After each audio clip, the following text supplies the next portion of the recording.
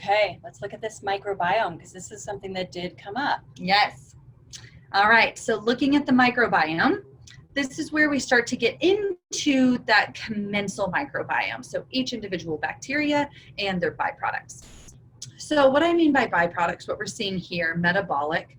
So just like you and I go to the bathroom after we eat, so do these microbes, and this is what they eliminate. We refer to this as products of fermentation or short chain fatty acids, which are products of fermentation. And there's a lot of research going into what these different short chain fatty acids do. I'm going to speak to a couple of the more important ones. So butyrate is the ideal fuel source for colon cells. So let's talk about why that's important. Our colon is exposed to a lot of abrasion, right? We're eating foods, there's fibers, there's byproducts, there's a lot of different things that are constantly creating an abrasion to the gut lining. Because of that, think of it like our skin, right? Coming in contact with things all the time. Because of that, those cells reproduce at a very fast rate.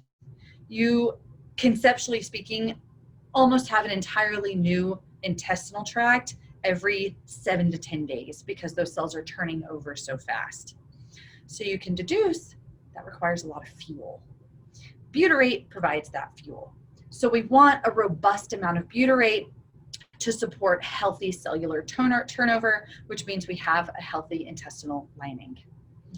Low butyrate contributes to not a healthy turnover, compromised intestinal lining, and we can deduce more than likely, since it's a product of bacterial fermentation, probably not enough good bugs, the bugs that are producing butyrate, which are our good important bacteria, and we'll see that in just a minute. Acetate and propionate, as you see here, this person's acetate was just barely high, just 0.7 above the limit. I really look at these rather than looking at them as individuals and chasing those individual markers.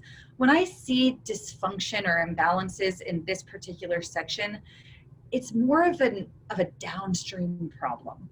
So I'm not thinking, oh, I need to fix this person's acetate. I'm thinking I need to fix this person's microbiome.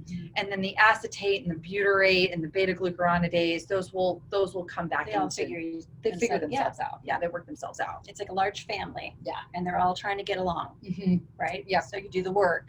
Exactly. In the big picture. Yeah. It is worth mentioning beta-glucuronidase because this one is, it's creeping up there. It's right at the top end of the limit. Beta-glucuronidase is an enzyme. So in one of the phases of detoxification, the liver binds a protein called calcium D-glucarate to a toxin. I don't want to get too techie and lose you guys, so I'm going to keep this simple. Binds it to a toxin, we eliminate that toxin into the gut, and then normally we're supposed to eliminate it in the stool. Some of these, quote, toxins, things like hormones, for example, cholesterol, we might want to recycle.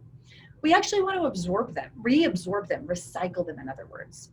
So beta-glucuronidase helps us do that. It's an enzyme that cleaves that calcium D-glucarate and, quote, toxin bond and allows that, quote, toxin again. In this case, it might be a hormone, it might be cholesterol, something we want to reabsorb, allows it to be healthfully reabsorbed.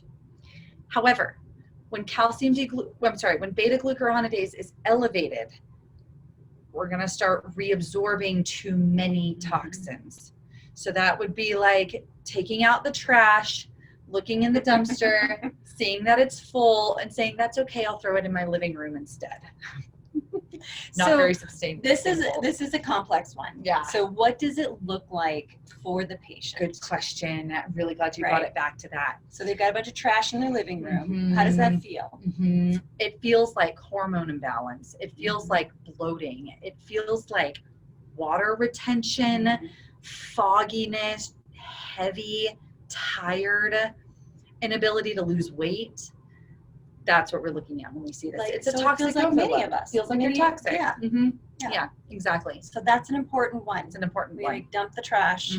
Don't put it back in your living room. Yep, exactly.